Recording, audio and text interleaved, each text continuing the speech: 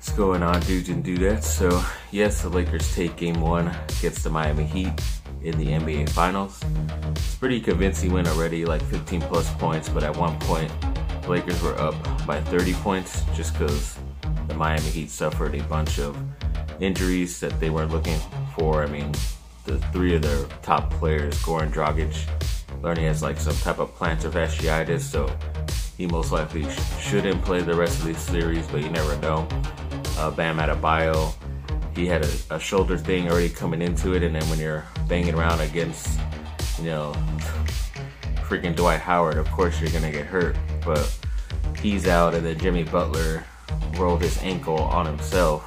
It was a pretty bad play. I know the type of play he was trying to do, but his ankle just folded over, and yeah, he still tried to play the rest of the game. That's just how he is, but I thought he should have just stayed out and prepared for Game 2 instead of pushing it and maybe injuring it even further.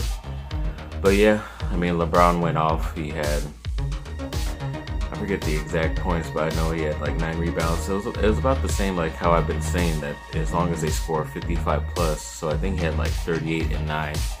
And then Anthony Davis had over 20 points as well. So even LeBron was one assist away from a triple-double as well, even in that big blowout. But yeah, it was great to see, of course. Lakers start off, they usually lose the first game, and then they say they figure the team out and all that crap, but I guess LeBron figured them out pretty quickly, and he was just lucky his team was knocking down shots. So yes, I'm very happy the Lakers have the advantage so far, and hopefully they can continue and get this NBA season over and done with. Then USC Football got a 3-star commit offensive tackle in Ty Buchanan out of Texas. Yes, another Texas recruit, but I'm pretty sure a lot of people were still after this guy, even though he was a 3-star athlete, just because he was made for like the air raid type of offense. So they don't really rank those guys really high, or like teams like Texas Tech or any other teams that always throw the ball, like Washington State. But he is a very talented player for the type of scheme and type of offense that USC has. So I'm very happy he's on the team, and fight on, baby. And then also has some COVID updates. So of course the NFL is dealing with their first postponement of a game when it's Pittsburgh and Tennessee, because a few of the Tennessee players and staffers keep testing positive right now.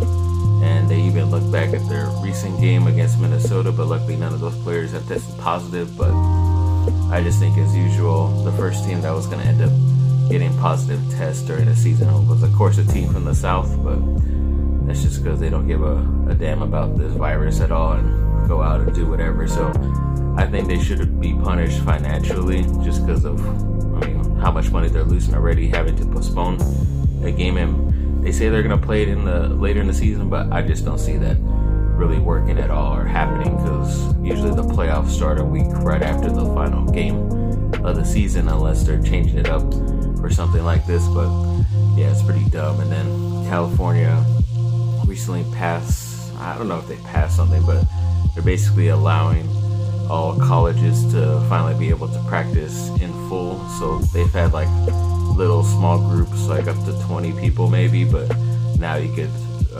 practice up to what college football usually has of players, which is around 70 to 80 players at once, which is better just because a lot of the numbers are still down, hopefully. And yeah, so hopefully they'll be able to practice in full and get ready for this shortened season and be able to shock some people out there, go undefeated is what I'm hoping for. Still haven't had a schedule release, but we're waiting for.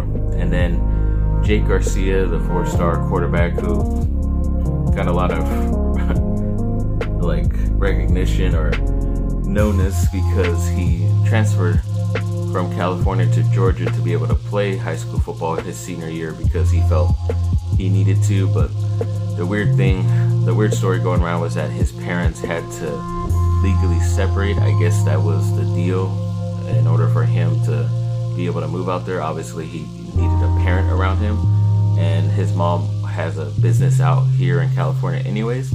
But apparently the story says because of a certain ESPN article or little video that they did showing that, yeah, the dad is there with him in Georgia and the mom is staying.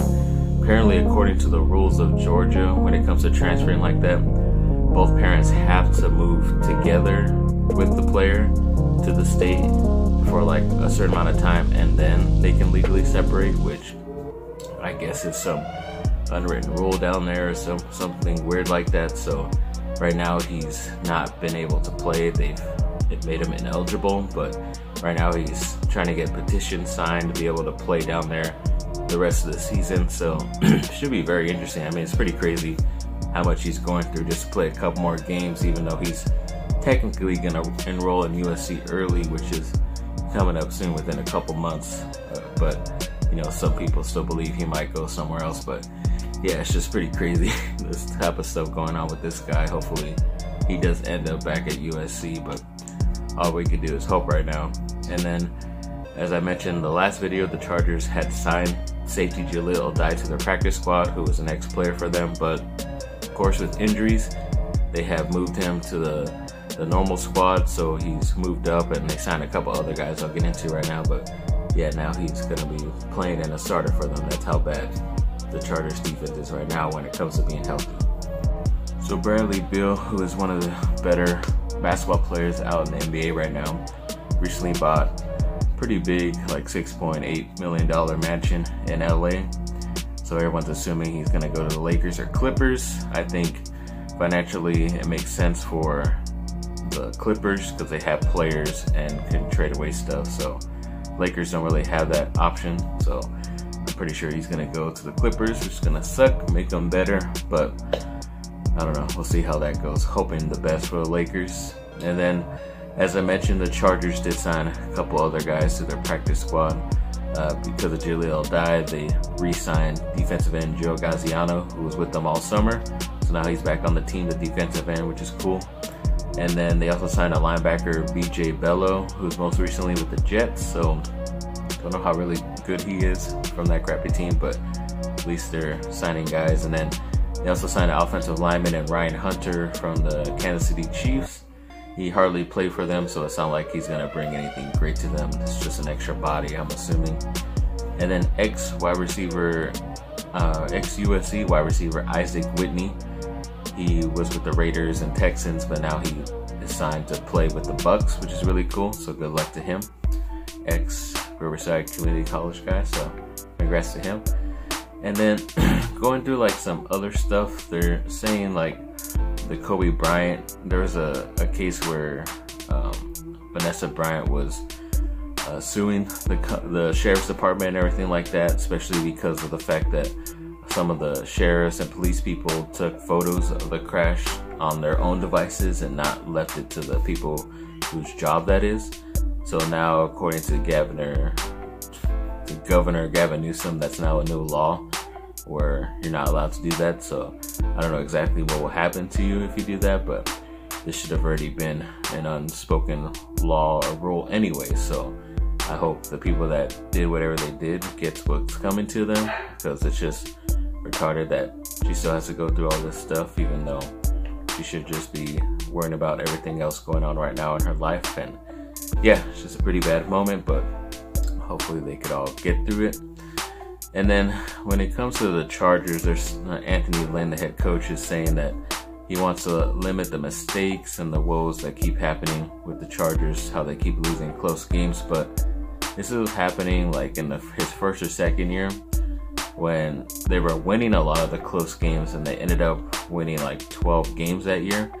But all his other seasons, they haven't been able to capitalize on those games, and they just continue to lose. So I'm kind of thinking this might be a chance and a time to trade, or not trade, but to get rid of Anthony Lynn. I really like the guy, but I just don't know if he can coach this team, especially if he's starting to take over the play calling, which is what it seems like. They are running a lot more, which they can, but they don't have the greatest offensive line to do that, really, in my opinion. So I think it's just bad. And then even like Max Tuerk, that ex-USC Chargers guy I told you that passed away a few videos ago, said he had died from an enlarged heart, which of course kind of goes back to the Chargers athletic facility not knowing 100% what their players are going through and dealing with, even medically, and they probably could have helped them out, saved them, but of course nothing showed up on their records. But that's just how the Chargers are.